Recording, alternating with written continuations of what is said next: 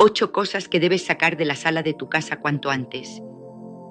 ¿Alguna vez has entrado a tu sala y sentido que algo no encaja? No es solo el desorden de los cojines o el polvo en los estantes. Es algo más profundo, algo que no puedes señalar con el dedo, pero que sientes en el fondo de tu ser. Es como si el aire mismo estuviera cargado, como si una sombra invisible se hubiera colado en ese espacio que debería ser tu refugio. Hoy quiero que caminemos juntos por un sendero que quizás nunca hayas explorado. Vamos a entrar a la sala de tu casa, ese lugar donde ríes con tus seres queridos, donde te sientas a descansar después de un día agotador, donde compartes tus sueños y tus silencios. Pero también es un lugar donde, sin darte cuenta, has permitido que se acumulen cosas que no ves, cosas que pesan, cosas que te roban la paz que tanto anhelas. No te estoy pidiendo que hagas una limpieza superficial ni que reorganices los muebles por capricho. Esto va mucho más allá de lo físico. Vamos a desenterrar 8 cosas. Sí, 8, que debes sacar de ese espacio cuanto antes. No estoy hablando de esperar al fin de semana o de planearlo para cuando tengas tiempo. Hablo de ahora, de este momento, porque tu vida, tu hogar y tu alma no pueden esperar más. La Biblia nos dice en Proverbios capítulo 14, versículo 30, que un corazón tranquilo da vida al cuerpo, pero que la envidia, y yo añadiría el caos, corroe los huesos. Tu sala debería ser un reflejo de ese corazón tranquilo, un santuario donde la paz no sea negociable. Pero si permites que estas 8 cosas se queden, estás abriendo la puerta al desasosiego, a la confusión, a un peso que no mereces cargar. Mira a tu alrededor mientras te hablo. ¿Qué ves? ¿Qué sientes en el aire? ¿Es tu sala un lugar donde tu espíritu se eleva o donde se hunde? No es casualidad que estés escuchándome hoy. Hay una razón por la que estas palabras llegaron a ti.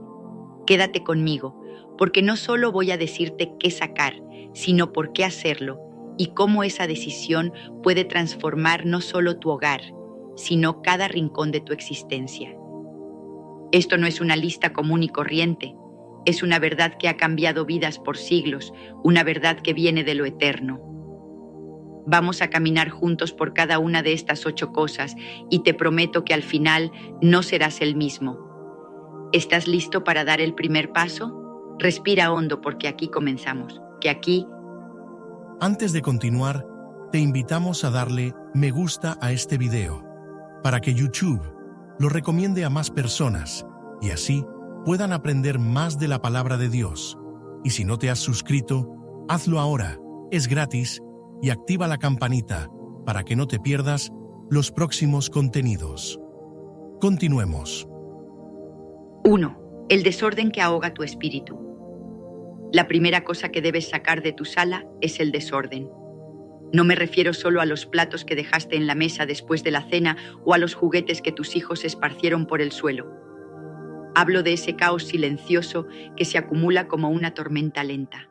Las revistas que compraste hace meses y que nunca abriste, los cables enredados detrás del televisor que prometiste organizar, los adornos que compraste en un impulso y que ahora solo sirven para juntar polvo. Esas cosas que guardas por si acaso, pero que en el fondo sabes que nunca usarás.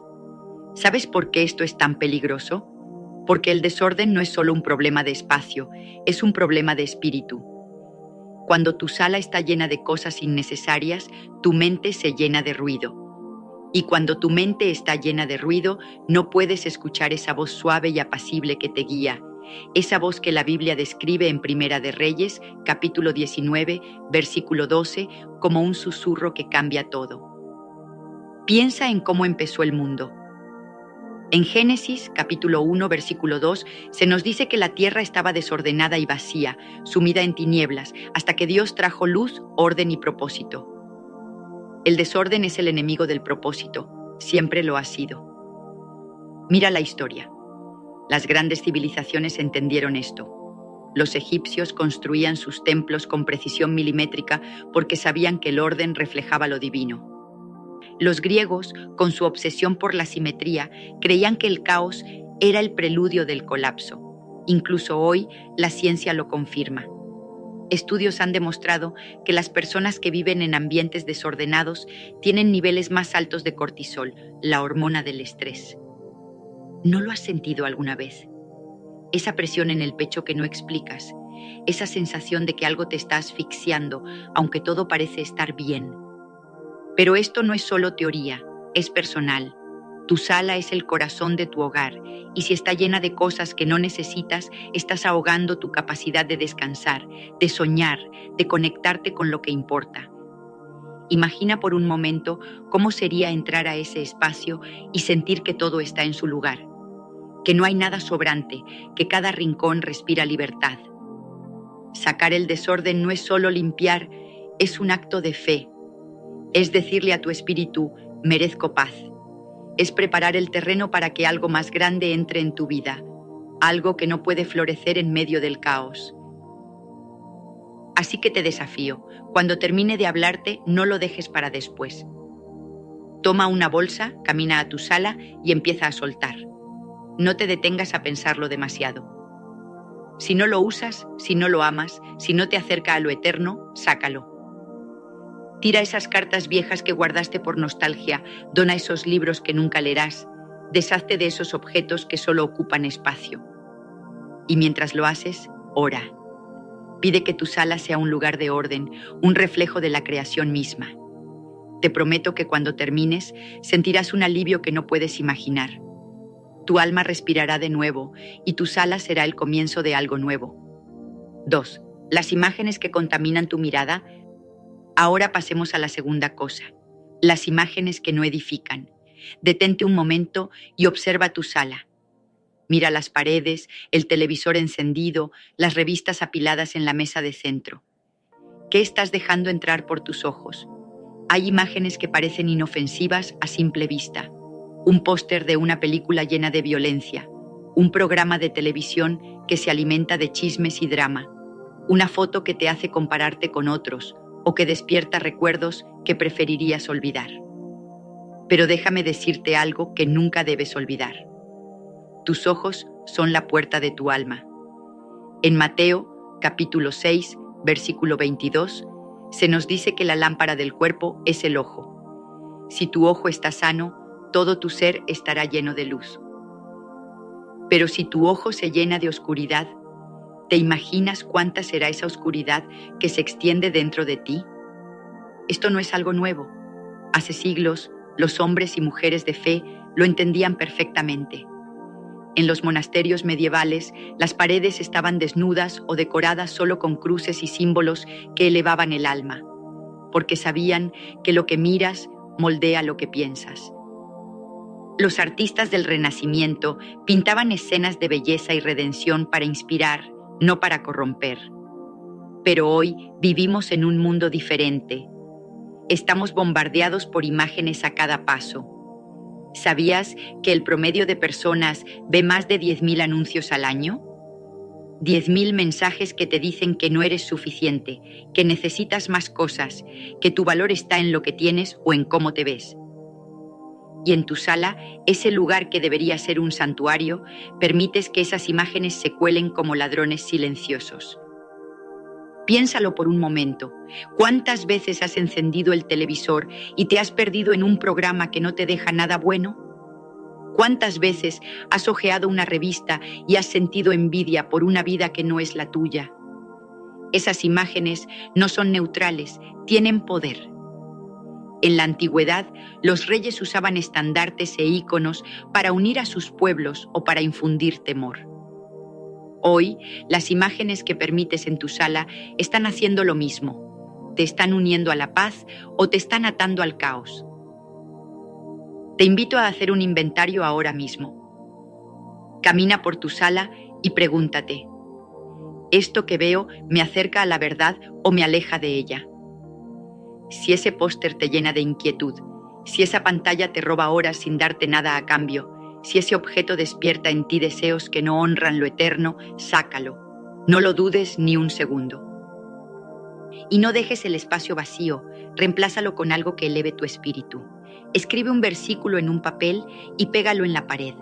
Coloca una flor que te recuerde la creación. Haz de tu sala un lugar donde tus ojos descansen en la luz, no en las sombras, porque tu sala no es un basurero para los ojos, es un altar para tu alma. Cuando lo hagas, sentirás cómo la claridad regresa, cómo tu corazón se alinea con lo que realmente importa. 3. Las palabras que envenenan el aire. La tercera cosa que debes sacar son las palabras tóxicas. Sí, las palabras. Esas que resuenan en tu sala, ya sea de tu propia boca o de las personas que invitas a ese espacio. ¿Cuántas veces has permitido que en tu sala se hable con ira, con chismes, con quejas interminables? La lengua es pequeña, pero su poder es inmenso. En Santiago, capítulo 3, versículo 5, se nos dice que es como un fuego. Con una chispa puede incendiar un bosque entero. Una sola palabra dicha sin cuidado puede destruir la paz de tu hogar en un instante. Puede dejar un eco que resuena por días, incluso por años. Mira la historia de la humanidad. Las palabras han levantado imperios y los han hecho caer. En la antigua Grecia, los oradores como Demóstenes podían mover multitudes con sus discursos. En la Revolución Francesa, las ideas que se hablaban en salones y plazas cambiaron el destino de una nación. Las palabras no son solo sonidos, son fuerzas vivas. Y en tu sala, ese lugar donde deberías encontrar descanso, las palabras que permites tienen el mismo poder. Si dejas que el cinismo se siente en tu sofá, si permites que la crítica afilada corte el aire, si das espacio a la amargura, estás invitando a un veneno que no solo se escucha, sino que se respira. ¿No lo has sentido alguna vez? Esa tensión que queda después de una discusión, ese silencio pesado que se instala cuando alguien hiere con lo que dice, esa nube que parece cubrirlo todo. Pero esto no tiene que ser así. Tu sala puede ser un lugar donde las palabras construyan, no destruyan. Piensa en los salmos de David, como el Salmo 23, donde cada palabra es un bálsamo. Jehová es mi pastor, nada me faltará. Imagina si esas fueran las palabras que llenaran tu sala. Imagina si cada conversación que tienes ahí estuviera llena de gratitud, de esperanza, de verdad. Te desafío a tomar el control. Si alguien entra a tu sala y empieza a murmurar, a quejarse o a maldecir, deténlo con amor. Di, aquí hablamos bendición, no maldición. Y empieza por ti mismo. Cuando estés solo, no dejes que tu boca hable derrota. Agradece en voz alta, declara promesas, porque lo que dices en tu sala no se queda en las paredes, se graba en tu corazón y en los corazones de los que te rodean. Saca esas palabras oscuras, hazlo con intención. La próxima vez que sientas la tentación de quejarte o de criticar, respira hondo y cambia el rumbo. Habla vida y verás cómo el aire de tu sala se transforma, cómo la paz se convierte en algo que puedes tocar. Tu hogar merece palabras que sanen, y tú también. 4. Los objetos con raíces oscuras. Ahora llegamos a la cuarta cosa, los objetos con raíces oscuras. Esto puede sonar extraño al principio, pero quédate conmigo, porque es más real de lo que imaginas. En tu sala, ¿hay algo que trajiste a casa sin saber realmente de dónde viene? Un regalo que te dieron con una intención dudosa, un recuerdo de un momento que te pesa en el alma, un objeto que compraste en un lugar o en un tiempo que ahora te inquieta. La Biblia es clara al respecto. En Deuteronomio capítulo 7, versículo 25, se nos dice que apartemos lo que está ligado a la idolatría o al mal, porque contamina. No es solo superstición, es una verdad espiritual. Piensa en los tiempos antiguos, cuando los israelitas conquistaban una tierra, no guardaban los ídolos de esas naciones como trofeos, los quemaban. Sabían que esos objetos llevaban una carga, una historia, una raíz que no podían ignorar. En la Edad Media, los cristianos destruían amuletos y reliquias paganas por la misma razón. Hoy no hablamos de estatuas de dioses falsos, pero sí de cosas que tienen un peso que no siempre vemos. Tal vez sea ese souvenir que compraste en un viaje donde tomaste decisiones de las que te arrepientes. O ese regalo que alguien te dio con una sonrisa en la cara, pero con un corazón lleno de envidia o rencor. No estoy diciendo que todo en tu sala tenga un espíritu maligno, pero sí que algunos objetos traen consigo una energía que tu espíritu reconoce, aunque tu mente no lo entienda. Camina por tu sala ahora mismo y hazte esta pregunta. ¿De dónde vino esto? ¿Qué siento cuando lo miro? Si tu corazón se inquieta, si sientes un nudo que no puedes explicar, si ese objeto te trae más preguntas que paz, sácalo. No lo guardes en un armario. No pases esa carga a alguien más regalándolo. Deshazte de él con intención. Y mientras lo haces, ora. Pide que cualquier raíz oscura sea cortada, que tu sala quede limpia. Imagina por un momento cómo sería vivir en un espacio donde todo lo que te rodea tiene un propósito claro, donde no hay sombras escondidas. Esto no es solo limpieza, es liberación. En la historia, los grandes reformadores siempre hablaron de purificar no solo el corazón, sino el entorno. Tu sala es parte de esa purificación. Saca esos objetos y abre espacio para la bendición. Cuando lo hagas, sentirás cómo el aire se aligera, cómo tu hogar se convierte en un lugar donde lo eterno puede habitar. 5. La tecnología que te esclaviza. La quinta cosa es la tecnología que te controla.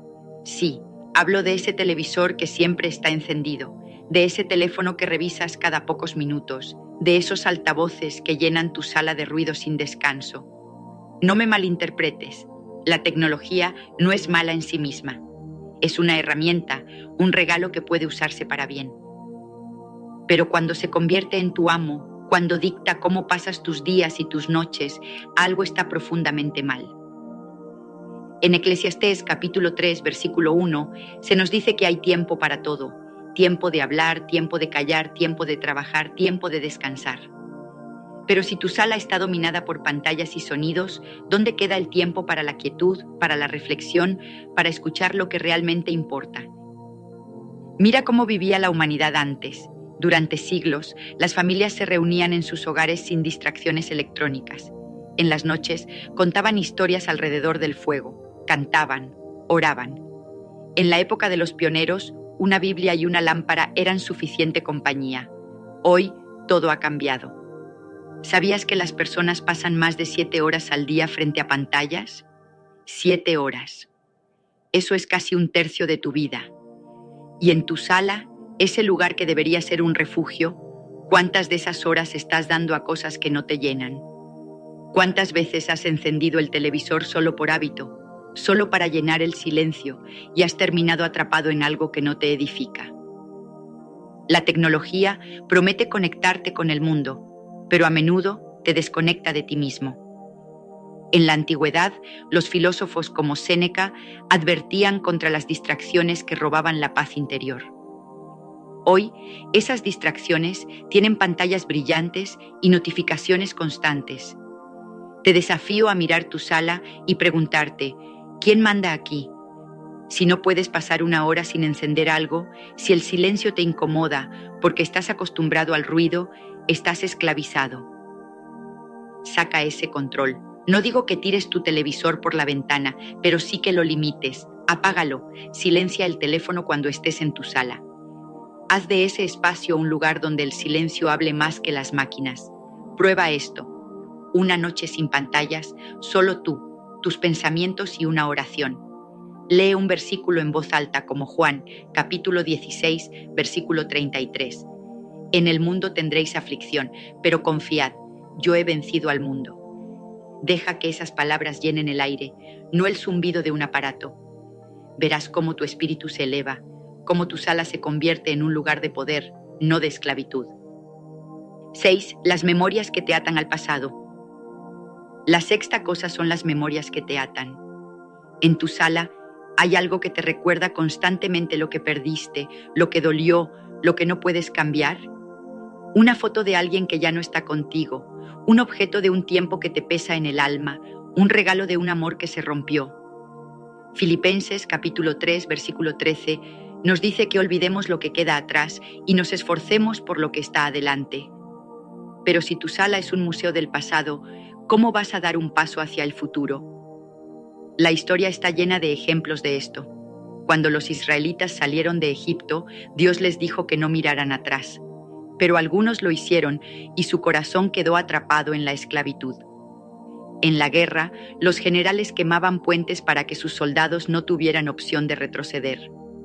Los romanos, al llegar a una nueva tierra, destruían sus barcos como señal de compromiso. No hay vuelta atrás.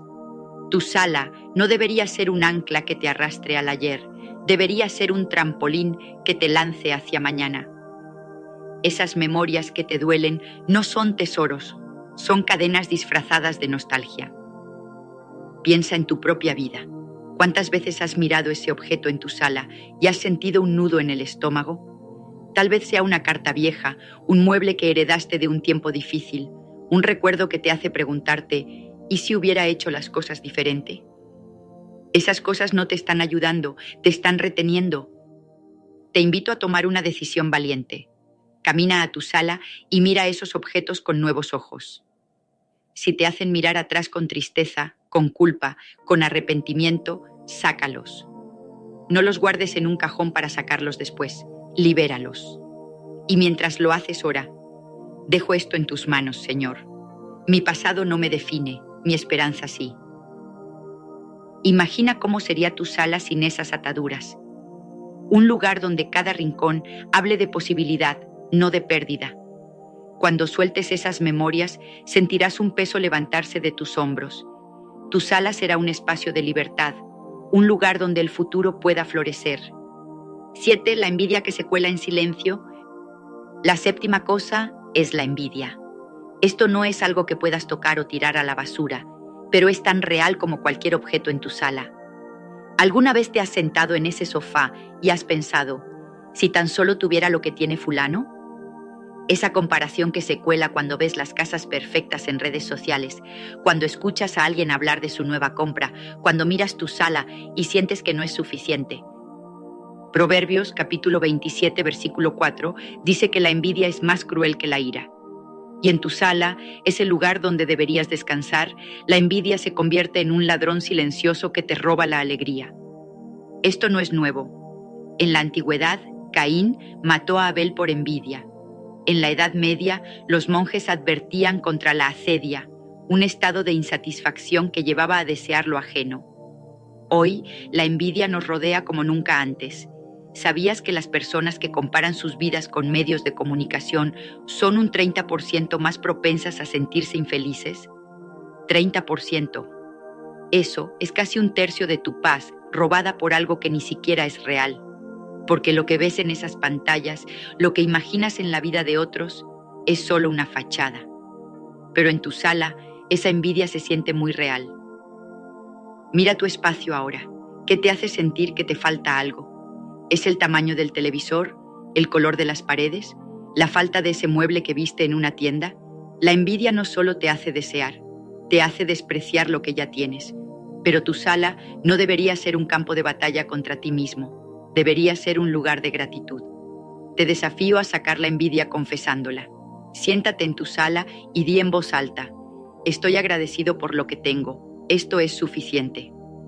Nombra las bendiciones, el techo sobre tu cabeza, el calor del hogar, las personas que han pasado por ese espacio. Cambia tu mirada, haz de tu sala un santuario de contentamiento. Cuando lo hagas, la envidia se desvanecerá como niebla al sol. Sentirás cómo la paz regresa, cómo tu sala se convierte en un lugar donde no falta nada, porque lo que importa ya está ahí. 8. El temor que paraliza. Finalmente, la octava cosa es el temor. Ese miedo que se sienta contigo en el sofá, que te susurra al oído. ¿Y si mañana todo sale mal? ¿Y si no eres suficiente? ¿Y si lo pierdes todo? Tu sala debería ser un refugio, un lugar donde el alma descanse, pero si el temor vive ahí, no hay paz posible. En 2 de Timoteo capítulo 1 versículo 7 se nos dice que no hemos recibido un espíritu de temor, sino de poder, de amor y de dominio propio. El temor no tiene derecho a estar en tu sala, pero lo has dejado entrar. A lo largo de la historia, el temor ha paralizado a reyes y campesinos por igual. Cuando los ejércitos de Gedeón enfrentaron a los madianitas en Jueces, capítulo 7, el miedo casi los destruye, pero la fe los salvó. En tiempos de guerra, los líderes sabían que el temor era más peligroso que las armas del enemigo. Hoy, tu sala es tu campo de batalla. ¿Cuántas noches te has sentado ahí, mirando las paredes, preocupado por el dinero, por la salud, por el futuro. El temor no solo te roba el presente, te ciega a las promesas. Saca el temor con fe, camina a tu sala y declara: aquí reina la paz, no el miedo. Ora en ese espacio. Lee Salmo 91, versículo 5. No temerás el terror nocturno ni la saeta que vuela de día. Llena tu sala de promesas, no de preocupaciones. Imagina cómo sería sentarte ahí sin ese peso, sabiendo que no estás solo, que hay un propósito más grande sosteniéndote. Cuando el temor se vaya, lo sentirás. Tu sala será un lugar de victoria, un testimonio de que el miedo no tiene poder sobre ti. Así que ahí lo tienes. 8 cosas que debes sacar de tu sala cuanto antes.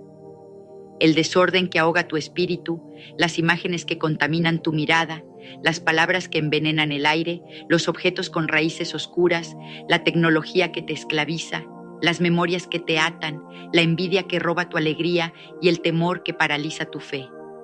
No es una lista para abrumarte, sino para liberarte. Tu sala no es solo un cuarto con muebles, es un reflejo de tu vida, un espacio donde tu alma debería florecer. Y cuando la limpies de estas cosas, no solo cambiará tu hogar, sino cada rincón de tu ser. La Biblia dice en Salmos capítulo 24, versículo 1, que del Señor es la tierra y todo lo que hay en ella. Tu sala le pertenece a Él, hazla digna de esa verdad. No dejes que pase otro día con estas cargas. Cuando termine de hablarte, levántate. Camina a tu sala. Mira a tu alrededor con ojos nuevos y actúa. Toma esa bolsa y saca el desorden. Apaga esa pantalla y reclama tu tiempo. Habla palabras de vida y corta las raíces oscuras. Suelta el pasado, expulsa la envidia, declara victoria sobre el temor. Te prometo que cuando lo hagas, sentirás una ligereza que no puedes explicar, una paz que no has conocido en mucho tiempo. Esto no es solo limpieza, es transformación.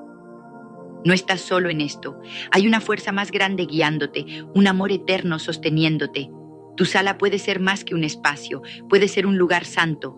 ¿Estás listo para vivirlo? Ve y hazlo ahora. Tu paz te está esperando y el cambio comienza hoy. 7 tipos de mujeres que Dios escoge para bendecirlas. Bienvenidos a este viaje transformador donde juntos descubriremos un secreto poderoso que ha resonado a través de los siglos.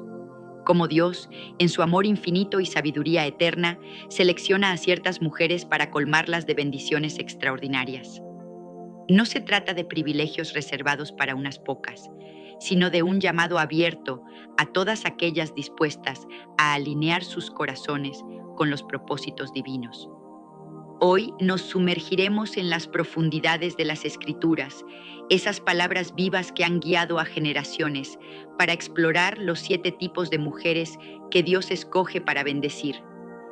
Estas no son solo historias del pasado, son espejos que reflejan lo que podrías llegar a ser, promesas que podrías reclamar para tu propia vida.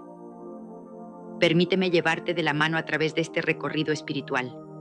Imagina por un momento que estás caminando por los senderos polvorientos de la antigua Judea o por las calles empedradas de Belén, escuchando las voces de mujeres que con sus decisiones y su fe cambiaron el curso de la historia.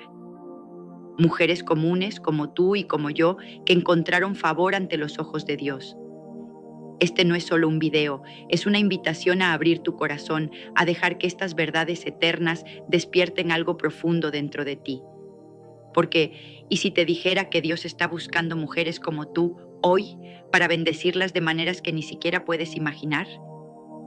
A lo largo de los próximos 60 minutos desentrañaremos estas 7 cualidades, estos 7 tipos que han capturado el corazón del Creador. Cada segmento será una puerta hacia una revelación, una oportunidad para reflexionar y preguntarte, ¿dónde estoy yo en esta historia? ¿Qué puedo hacer para acercarme más a las bendiciones que Dios tiene preparadas? Así que quédate conmigo, no te desconectes, porque lo que estás a punto de descubrir podría transformar tu vida para siempre. 1. La mujer de fe inquebrantable. Comencemos con el primer tipo de mujer que Dios escoge para bendecir, la mujer de fe inquebrantable. Esta es una mujer que no se doblega ante las tormentas de la vida, que se aferra a la esperanza cuando todo parece perdido, que ve lo invisible y cree en lo imposible. En las páginas sagradas de las Escrituras encontramos una historia que ilustra esto con una claridad deslumbrante. Viajemos al Evangelio de Marcos, capítulo 5, versículos 25 al 34, donde conocemos a una mujer cuyo nombre no se menciona, pero cuya fe resuena eternamente. Esta mujer había sufrido durante 12 años una enfermedad devastadora, un flujo de sangre que la dejaba débil, aislada y desesperada. En aquella época, hace más de 2000 años, una condición como esta no solo era un tormento físico, sino una sentencia social. La ley mosaica la declaraba impura, apartándola de la comunidad, del templo, de la vida misma. Gastó todo lo que tenía en médicos, buscando una cura, pero cada intento fallaba, dejándola más vacía que antes. Sin embargo, un día escuchó rumores sobre un hombre llamado Jesús, alguien que sanaba a los enfermos y liberaba a los cautivos. Y algo dentro de ella, una chispa de esperanza, se encendió. Con una determinación que desafiaba toda lógica, decidió actuar. Si tan solo puedo tocar el borde de su manto, pensó, sé que seré sanada. Imagina la escena. Una multitud apretujada, el calor del sol del mediodía, el polvo levantándose bajo los pies de cientos de personas. Ella, débil y temblorosa, se abrió paso, empujada por una fe que no aceptaba excusas. Finalmente, sus dedos rozaron la tela del manto de Jesús. En ese instante, sintió un torrente de vida recorrer su cuerpo. La hemorragia cesó. 12 años de sufrimiento terminaron en un segundo. Pero la historia no termina ahí. Jesús, sintiendo que poder había salido de él, se detuvo y preguntó, ¿quién me ha tocado? La mujer, temerosa pero honesta, se arrojó a sus pies y confesó todo. Y entonces escucha estas palabras que cambiaron su destino. Hija, tu fe te ha sanado. Vete en paz y queda libre de tu aflicción. ¿Te das cuenta de lo que esto significa? No fue solo el toque lo que la sanó.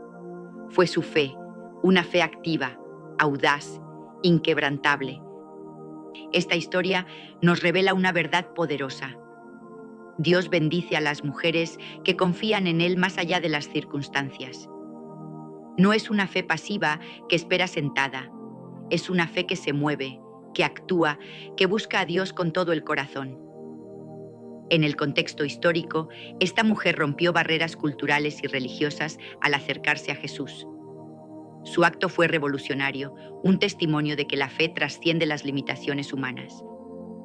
Reflexiona por un momento. ¿Qué significa tener una fe inquebrantable hoy? Tal vez estás enfrentando una enfermedad, una pérdida, un sueño que parece inalcanzable. ¿Qué pasaría si, como esta mujer, decidieras avanzar hacia Dios con esa misma certeza? Imagina cómo sería tu vida si creyeras, realmente creyeras, que Él tiene el poder de cambiar tu historia. La fe inquebrantable no solo mueve montañas, abre las puertas del cielo para que las bendiciones lluevan sobre ti. ¿Estás lista para dar ese paso? 2. La mujer que ora sin cesar. Ahora pasemos al segundo tipo de mujer que Dios escoge para bendecir, la mujer que ora sin cesar. La oración no es solo palabras lanzadas al viento, es el puente que conecta nuestro corazón con el trono de Dios, un acto de poder que transforma realidades. Para entender esto, viajemos al libro de 1 de Samuel, capítulos 1 y 2, donde conocemos a Ana, una mujer cuya vida fue moldeada por la oración. Ana vivía en una época antigua, hace más de 3000 años, en una sociedad donde la esterilidad era una carga insoportable. Año tras año, ella y su esposo Elcaná subían al templo en Silo para adorar. Pero mientras Elcaná ofrecía sacrificios, Ana cargaba un dolor silencioso. No podía tener hijos. Su rival, Penina, la otra esposa de Elcaná, la provocaba sin descanso, haciendo que su angustia creciera. Sin embargo, Ana no se rindió al desaliento. en un momento de desesperación pura, se presentó ante Dios en el templo y derramó su alma. Imagina la escena. Ana, con lágrimas corriendo por su rostro, sus labios moviéndose en silencio, mientras oraba con una intensidad que el sacerdote Elí confundió con embriaguez. «Señor de los ejércitos», clamó, «si te dignas mirar la aflicción de tu sierva y me das un hijo, lo dedicaré a ti todos los días de su vida». Fue una oración cruda, honesta, persistente, y Dios escuchó. Tiempo después, Ana dio a luz a Samuel, quien se convertiría en uno de los profetas más grandes de Israel, un hombre que ungiría a reyes y guiaría a una nación. ¿Qué nos enseña Ana? Que la mujer que ora sin cesar tiene el poder de mover la mano de Dios. No fue una oración casual, fue un grito del alma, una súplica que no aceptaba el silencio como respuesta. En el contexto histórico, las mujeres como Ana tenían poco control sobre sus circunstancias, pero ella encontró en la oración una fuerza que trascendía las limitaciones de su tiempo. Jesús mismo refuerza esta enseñanza en Lucas, capítulo 18, versículos 1 al 8, con la parábola de la viuda persistente. Una viuda, enfrentada a un juez injusto, no dejó de clamar hasta que obtuvo justicia. Jesús concluye, ¿y acaso Dios no hará justicia a sus escogidos que claman a Él día y noche? La oración constante no es un lujo, es una necesidad, una disciplina que abre las puertas a las bendiciones. Pero, ¿qué significa orar sin cesar en tu vida? No se trata de pasar todo el día de rodillas, aunque eso tiene su lugar. Es mantener un diálogo vivo con Dios, un susurro constante en tu corazón. ¿Y si transformaras cada preocupación en una oración, cada alegría en un agradecimiento? Imagina la paz que inundaría tu vida si llevaras cada carga a Él.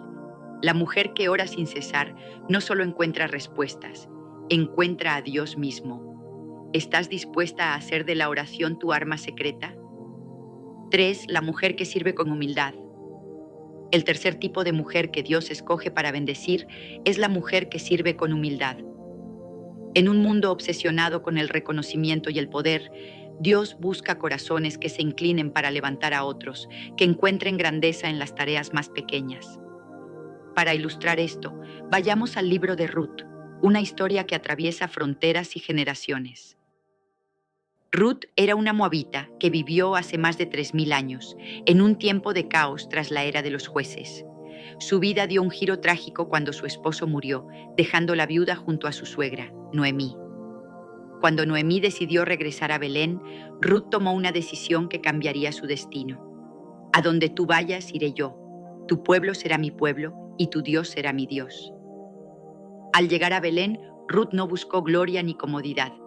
Se puso a trabajar en los campos, recogiendo espigas detrás de los segadores para alimentar a Noemí y a sí misma. Su humildad no pasó desapercibida. Boaz, un hombre rico y piadoso, notó su esfuerzo y su bondad. ¿Quién es esa joven?, preguntó. Al enterarse de su historia, la protegió y con el tiempo se casó con ella. De su linaje nació Obed, el abuelo del rey David, colocando a Ruth en la genealogía de Cristo. Una extranjera humilde se convirtió en un eslabón clave en el plan de Dios. Ruth nos enseña que el servicio humilde tiene un impacto eterno. En su contexto, las mujeres viudas eran vulnerables, pero ella transformó su dolor en acción. Jesús amplifica esta lección en Juan, capítulo 13, versículos 1 al 17, cuando lava los pies de sus discípulos diciendo, «Les he dado ejemplo para que hagan lo mismo». La humildad no es debilidad, es poder divino en acción. ¿Cómo puedes servir con humildad hoy? No necesitas un título o una plataforma. Puede ser cocinar para tu familia, ayudar a un amigo o dar tu tiempo a quien lo necesite. Imagina el cambio que podrías provocar si cada día buscaras una forma de servir sin esperar nada a cambio. Dios bendice a estas mujeres porque reflejan su corazón. ¿Estás lista para ser un canal de su amor? 4. La mujer que perdona de corazón. El cuarto tipo de mujer que Dios escoge para bendecir es la mujer que perdona de corazón. El perdón es un acto radical, una liberación que rompe cadenas y abre caminos a la gracia. Encontramos un ejemplo poderoso en 1 de Samuel, capítulo 25, con Abigail. Abigail vivía hace más de 3000 años casada con Nabal, un hombre rico pero cruel. Cuando David, huyendo de Saúl, pidió provisiones a Nabal, éste lo insultó. Furioso, David juró vengarse, pero Abigail, al enterarse, actuó con rapidez. Reunió comida y vino y salió al encuentro de David, inclinándose ante él para pedir perdón por la ofensa de su esposo. Que el Señor no permita que mi señor derrame sangre, suplicó. Su humildad y sabiduría detuvieron la ira de David, quien dijo: Bendito sea el Señor que te envió a mi encuentro. Días después, Nabal murió y David tomó a Abigail como esposa. Su disposición a perdonar y mediar la convirtió en una bendición. En su tiempo, las mujeres tenían poco poder, pero Abigail usó su influencia para traer paz. Jesús lo confirma en Mateo capítulo 6, versículos 14 y 15. Si perdonan a otros, su Padre Celestial los perdonará. Si no, tampoco Él los perdonará. Perdonar no es fácil, pero es liberador. ¿Qué pasaría si soltaras ese rencor que cargas? Imagina la libertad de vivir sin esa sombra. La mujer que perdona refleja la misericordia de Dios y recibe su paz. ¿Estás dispuesta a dar ese paso hoy? 5. La mujer que enseña y discípula. El quinto tipo de mujer que Dios escoge para bendecir es aquella que enseña y discipula a otros.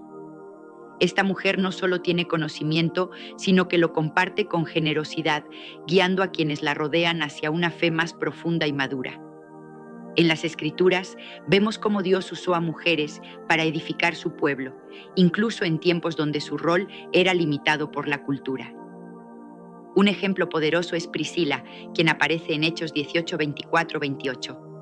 Hace casi 2000 años, Priscila y su esposo Aquila conocieron a Apolos, un hombre elocuente, pero con un entendimiento incompleto del Evangelio.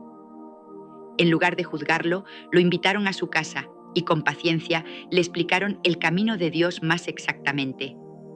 Este acto de enseñanza transformó a Apolos, quien luego se convirtió en un instrumento clave para la iglesia primitiva.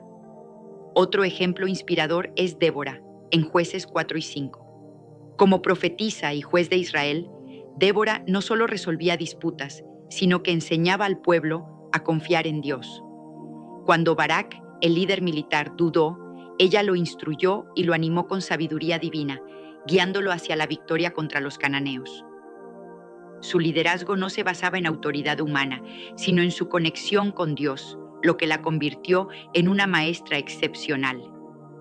También podemos mirar a Loida y Eunice, mencionadas en 2 Timoteo 1:5.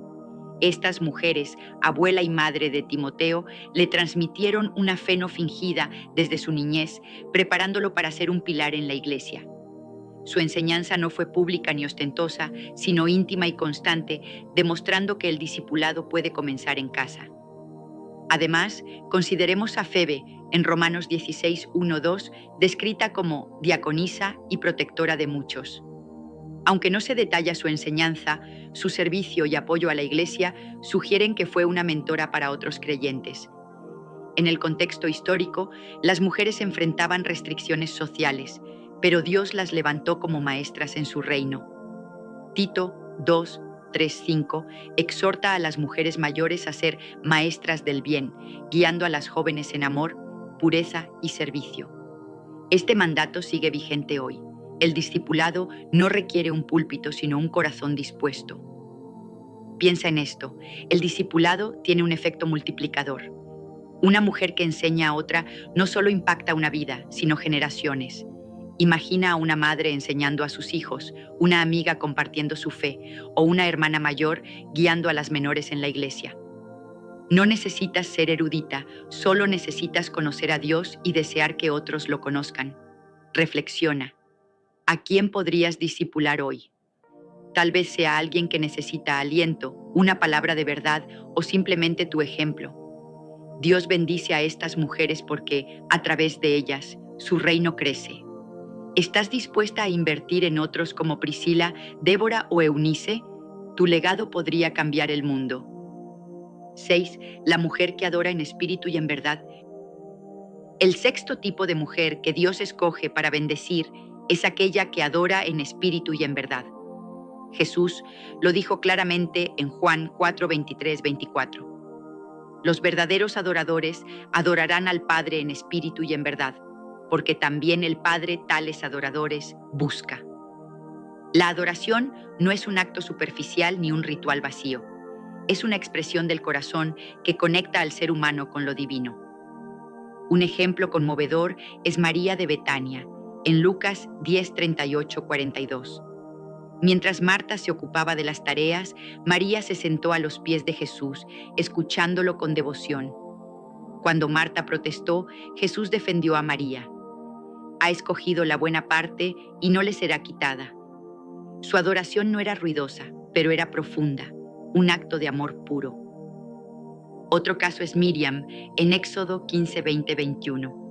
Tras cruzar el Mar Rojo, tomó un pandero y guió a las mujeres en una danza de alabanza, cantada al Señor porque se ha cubierto de gloria. Su adoración fue espontánea, un desborde de gratitud por la liberación de Dios. Luego está Ana, en Lucas 2, 36, 38, una profetisa anciana que vivía en el templo, sirviendo a Dios con ayunos y oraciones. Cuando vio al niño Jesús, lo adoró y habló de él a todos los que esperaban al Mesías. Su vida entera era una ofrenda de adoración sostenida por décadas de fidelidad. Podemos añadir a la mujer samaritana, también en Juan 4. Tras su encuentro con Jesús, dejó su cántaro y corrió a su pueblo, testificando de él. Su adoración no fue con himnos, sino con una vida transformada que glorificó a Dios. En el contexto histórico, las mujeres a menudo eran marginadas en los cultos formales, pero Dios aceptó su adoración sincera.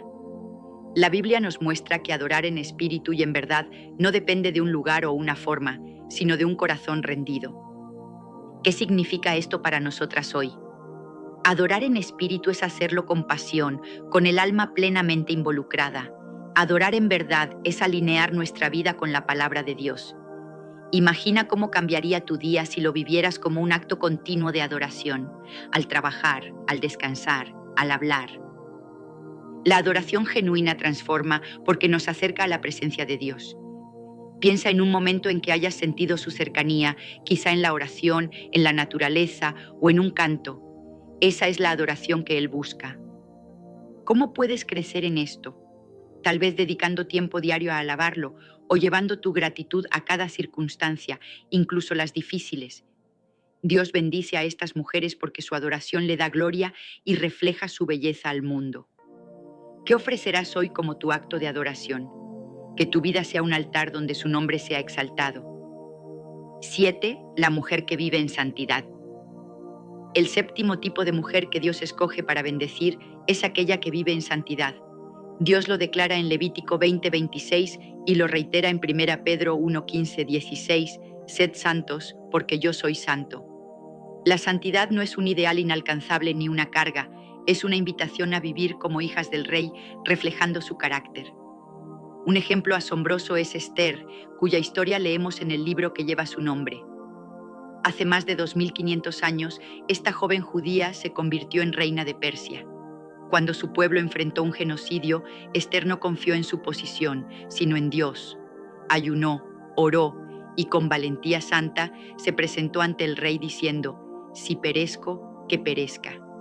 Esther 4:16. Su vida apartada para Dios salvó a una nación. Otro modelo es Elizabeth en Lucas 1:5-6, descrita como justa delante de Dios junto a su esposo Zacarías. Su santidad no era ostentosa, sino un caminar constante en obediencia, lo que la preparó para ser madre de Juan el Bautista. También está Ruth, quien, en medio de un mundo moralmente caótico, eligió la fidelidad y la pureza, uniéndose al pueblo de Dios. Ruth 1:16. Su vida santa no solo la bendijo a ella, sino que la colocó en la genealogía de Cristo. Incluso Abigail, en 1 Samuel 25, demuestra santidad al actuar con sabiduría y humildad, evitando un derramamiento de sangre y honrando a Dios en una situación de crisis. En el contexto histórico, las mujeres enfrentaban presiones para comprometer sus valores, pero éstas eligieron la santidad y Dios las honró. Hoy, vivir en santidad puede parecer contracultural en un mundo que exalta el placer y el egoísmo. Sin embargo, es exactamente lo que nos distingue como pueblo de Dios. La santidad no es solo evitar el pecado, es buscar activamente la justicia, el amor y la verdad. Imagina una vida donde tus palabras, pensamientos y acciones reflejen a Cristo. Una vida libre de culpa y llena de propósito. ¿Cómo empezar? La santidad se construye en lo cotidiano, en lo que miras, en cómo hablas, en cómo tratas a otros. No es perfección instantánea, sino un proceso guiado por el Espíritu Santo. Ora como David en Salmo 51:10. Crea en mí un corazón limpio. Lee la palabra que nos lava y renueva, Efesios 5:26. Rodéate de personas que te inspiren a crecer. Dios bendice a estas mujeres porque son luz en la oscuridad, un testimonio vivo de su poder transformador. ¿Qué área de tu vida necesita más santidad hoy? Da un paso, por pequeño que sea, y confía en que Dios te sostendrá. Hemos explorado juntos los 7 tipos de mujeres que Dios escoge para bendecir. La mujer de fe inquebrantable, la que ora sin cesar, la que sirve con humildad, la que perdona de corazón, la que enseña y discipula, la que adora en espíritu y en verdad, y la que vive en santidad. Estos no son solo rasgos admirables, son reflejos del carácter de Dios que Él desea ver en nosotras. Cada una de estas mujeres bíblicas, Sara, Ana, la Sirofenicia, Priscila, María, Esther, nos muestra que no se trata de ser perfectas, sino de estar disponibles para que Dios obre a través de nosotras. Tómate un momento para reflexionar. ¿Con cuál de estas mujeres te identificas más? ¿Dónde te está llamando Dios a crecer? Tal vez sientas que tu fe necesita fortalecerse, o que tu vida de oración ha sido inconsistente, o que la santidad parece un reto lejano. La buena noticia es que Dios no te pide que lo hagas sola. Él te equipa con su espíritu, te sostiene con su amor y te guía con su palabra. Estas cualidades no son metas para presumir, sino caminos hacia una vida abundante, llena de su presencia y bendición. Te desafío a dar un paso práctico esta semana. Si es la fe, confía en Dios en algo específico. Si es la oración, aparta un tiempo diario para hablar con Él. Si es el servicio, busca a alguien a quien ayudar. Cada decisión que tomes para parecerte más a estas mujeres te acercará al corazón de Dios. Imagina cómo sería tu vida, tu familia, tu comunidad, si vivieras plenamente estas verdades. No se trata de esfuerzo humano, sino de rendirte a su gracia transformadora. Gracias por acompañarme en este recorrido. Mi oración es que estas palabras no solo te inspiren, sino que te impulsen a actuar. Que el Señor te dé fuerza para vivir como la mujer que Él diseñó, valiente, fiel y bendecida. Que su paz te envuelva, su gozo te llene y sus promesas te sostengan. Hasta la próxima, camina con Él y que su bendición te siga todos los días de tu vida. Y no solo en el Antiguo Testamento, mira a Jesús mismo. En Lucas 6:12, antes de elegir a sus 12 discípulos, ¿qué hizo? Pasó toda la noche orando en un monte. No tomó una decisión tan crucial sin consultar al Padre. Si el Hijo de Dios, perfecto y sin pecado, necesitaba orar, ¿qué te hace pensar que tú puedes vivir un solo día sin hacerlo? Pero dejemos la Biblia por un momento y miremos la historia. En el siglo IV, un hombre llamado Agustín de Hipona vivía perdido en vicios y filosofías vacías. Su madre, Mónica, no dejó de orar por él, día tras día, año tras año. Sus lágrimas y súplicas llegaron al cielo, y Agustín se convirtió en uno de los teólogos más influyentes de la historia cristiana. Una oración persistente cambió no solo una vida, sino el curso de la Iglesia. Ahora, tráelo a tu propia vida. ¿Cuántas veces has enfrentado un problema y has intentado resolverlo solo, con tu fuerza, tu ingenio, tus planes? ¿Cuántas veces has sentido ese vacío, esa sensación de que algo falta? La oración no es solo hablar con Dios, es dejar que Él hable contigo. Es alinear tu corazón con el suyo, es rendir tus preocupaciones y recibir su paz. En Filipenses 4, 6, 7, Pablo dice: por nada estéis afanosos, sino sean conocidas vuestras peticiones delante de Dios en toda oración y ruego, con acción de gracias, y la paz de Dios, que sobrepasa todo entendimiento, guardará vuestros corazones. Esa paz no viene de la nada, viene de la oración. Sin ella, estás navegando un mar tormentoso sin brújula, sin timón, sin esperanza. La oración es tu ancla, tu fuerza, tu victoria. ¿Estás dispuesto a dejarla a un lado por un momento de descuido? Los desafíos de la oración. Pero no te voy a mentir, orar no es fácil. No siempre vas a sentir un éxtasis celestial cuando te arrodilles. A veces, orar es como entrar en un ring de boxeo, donde peleas contra tu propia mente, tu cuerpo, tus emociones. Jesús lo sabía bien. En Lucas 22:46, encontró a sus discípulos durmiendo en Getsemaní, exhaustos, mientras él sudaba sangre en oración. Les dijo: ¿por qué dormís? Levantaos y orad, para que no entréis en tentación. Esa pregunta no era solo para Pedro, Santiago y Juan, es para ti. ¿Por qué te rindes cuando deberías estar luchando? ¿Por qué dejas que el cansancio te robe lo que el enemigo no puede quitarte con fuerza? Retrocede conmigo al principio de la iglesia. En Hechos 12, Pedro está en prisión, encadenado, a punto de ser ejecutado por Herodes. La iglesia no tenía ejércitos, no tenía poder político. ¿Qué hicieron? Oraron. No una oración rápida y distraída, sino un clamor unido, intenso, desesperado. Y en medio de la noche, un ángel liberó a Pedro. Pero imagina si se hubieran rendido, si hubieran dicho: estamos muy cansados, oremos mañana. La oración fue su arma, pero tuvieron que empuñarla. Hoy, los desafíos son diferentes, pero igual de reales. Vivimos en un mundo que no para. El teléfono vibra con notificaciones, los medios de comunicación te bombardean con imágenes y videos, el trabajo te agota antes de que caiga la noche. Y cuando finalmente tienes un momento para orar, tu mente divaga. Piensas en la lista de tareas, en esa conversación incómoda que tuviste, en lo que vas a comer mañana. O peor aún, tus ojos se cierran, tu cuerpo se rinde y el sueño te atrapa. ¿Te suena familiar? Mira lo que pasó con Jonás. En Jonás 1, Dios le dio una misión: ir a Nínive. Pero Jonás huyó, se subió a un barco y en medio de una tormenta enviada por Dios, ¿qué estaba haciendo? Durmiendo. Mientras los marineros clamaban a sus dioses falsos, Jonás estaba desconectado, ausente. Su sueño no era solo físico, era espiritual. Y cuando no oras, te pasa lo mismo. Te desconectas de la voz de Dios, te alejas de su propósito. Y no es solo el sueño, a veces el desafío es la duda. Te preguntas: ¿realmente Dios me escucha? ¿Vale la pena seguir orando si no veo resultados? Otras veces es la culpa: he fallado tanto, ¿cómo voy a presentarme ante Él? Pero escucha esto: la oración no depende de tus sentimientos ni de tu perfección. En Romanos 8:26, Pablo dice: el Espíritu nos ayuda en nuestra debilidad, pues ¿qué hemos de pedir como conviene? No lo sabemos, pero el Espíritu mismo intercede por nosotros. Incluso cuando no tienes palabras, el Espíritu ora por ti.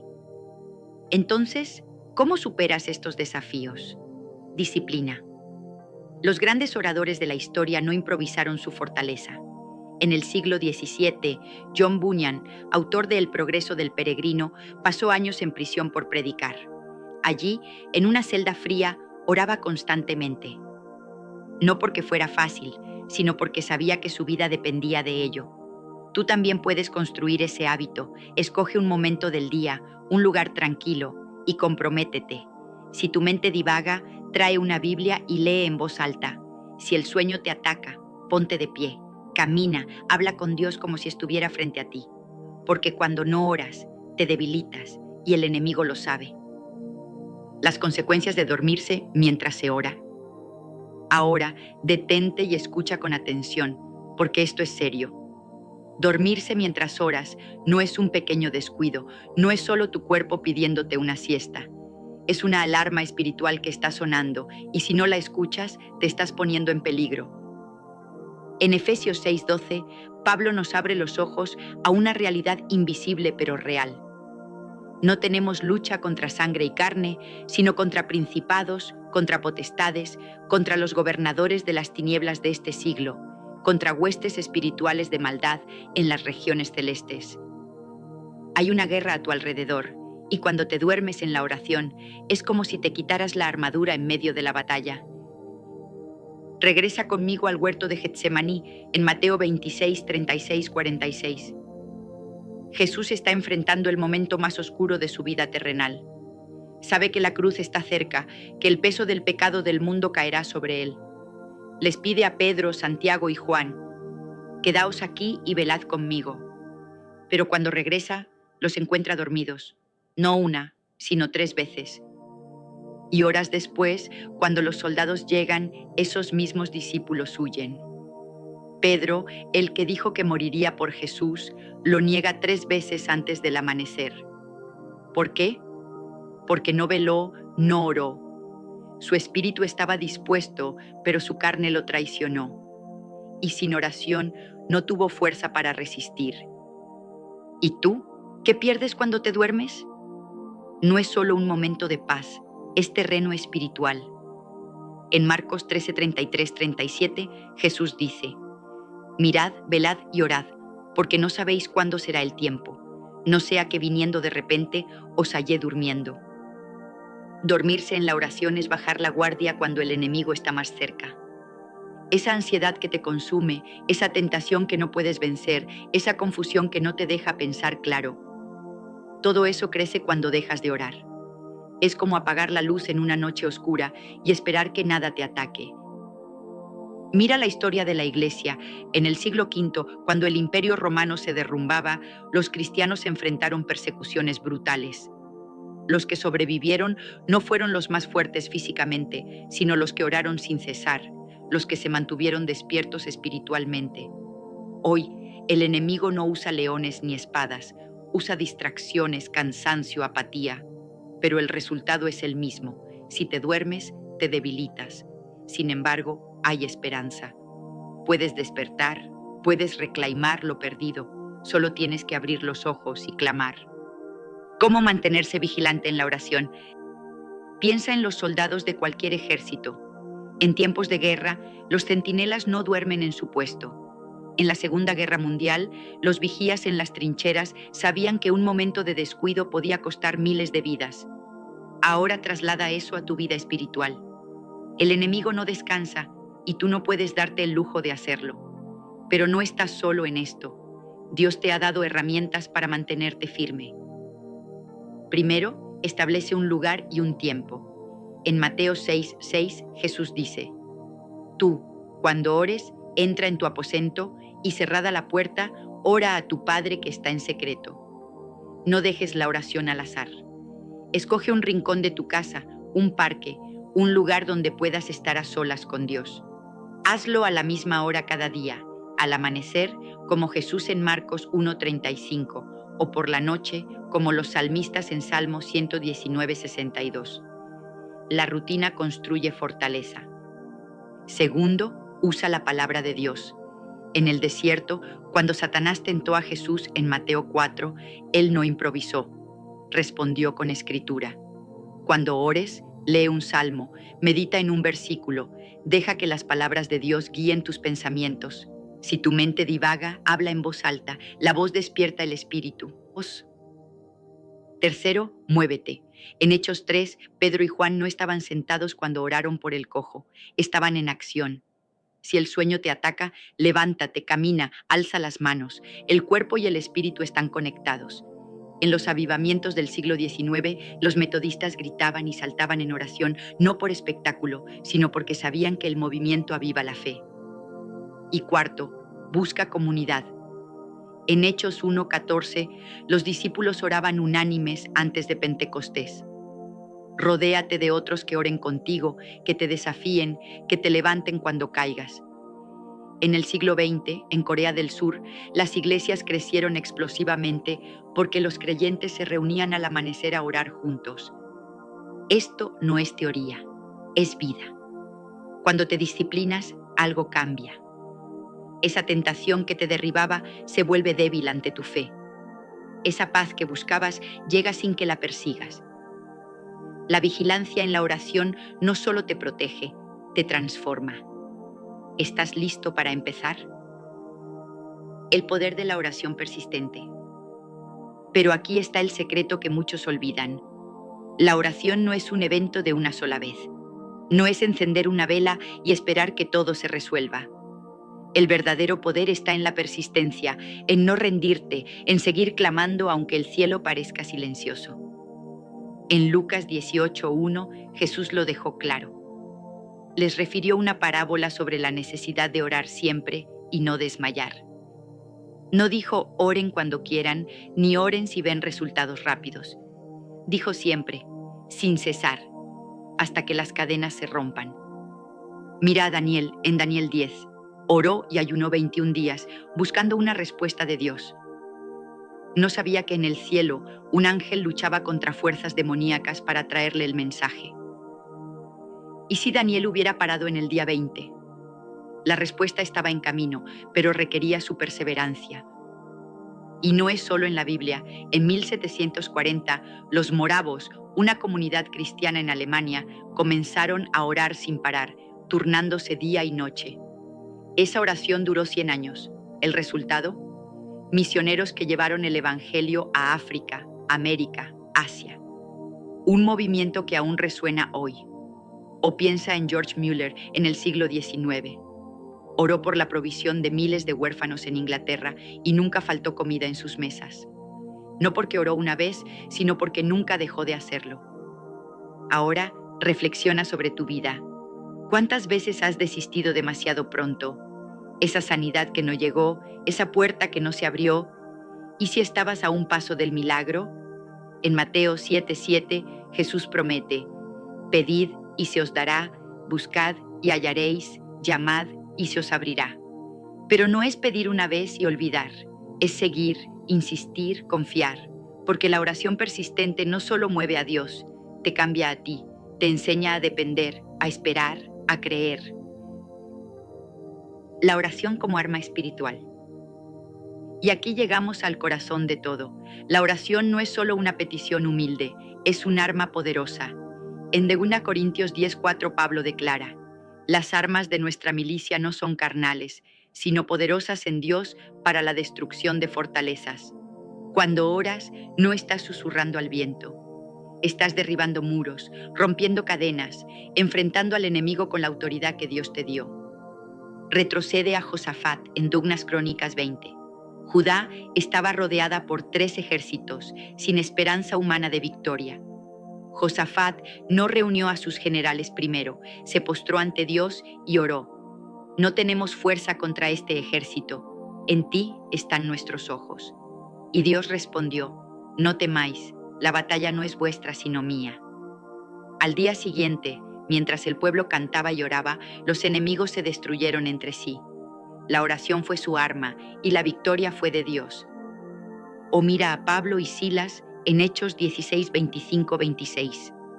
Encadenados en una prisión romana, golpeados sin escapatoria. Pero a medianoche no lloraron ni maldijeron, oraron y cantaron himnos.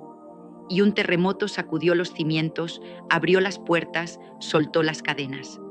La oración no solo los liberó físicamente, quebró el poder del enemigo sobre esa ciudad. En el siglo XIII, Francisco de Asís oraba en una capilla en ruinas cuando Dios le habló, reconstruye mi iglesia.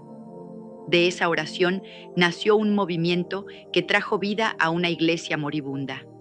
En el siglo XX, en Ruanda, cristianos oraron en medio del genocidio y comunidades enteras encontraron refugio en su fe. Hoy, tu batalla puede ser interna, miedo, duda, adicción, o externa, problemas familiares, finanzas, ataques del mundo. Pero la oración es tu arma. En Efesios 6:18, Pablo dice que oremos en todo tiempo con toda oración y súplica en el Espíritu. Cuando oras, las fortalezas caen, la luz entra, el enemigo huye. No hay límite para lo que la oración puede hacer, pero tienes que usarla. Así que aquí estamos. Después de todo este viaje, una cosa queda clara. La oración no es opcional. En 1 Tesalonicenses 5:17, Pablo dice, orad sin cesar. Es un mandato, un estilo de vida, una necesidad. Dormirse mientras oras no es solo perder un momento, es perder la oportunidad de vivir la vida abundante que Jesús prometió en Juan 10:10. Mira la historia. Cada avivamiento comenzó con alguien que oró. En 1857, Jeremiah Lanphier empezó una reunión de oración en Nueva York con 6 personas. Meses después, miles clamaban a Dios y un avivamiento barrió América. Hoy, tu oración puede encender ese mismo fuego. No esperes más. Haz un compromiso ahora. Escoge un tiempo, un lugar y empieza. Ora por tu familia, tu futuro, tu mundo. Y cuando el sueño venga, resiste. Porque si te quedas dormido mientras oras, te estás perdiendo esto: el poder, la paz, la presencia de un Dios que nunca te abandona. Levántate, ora y vive.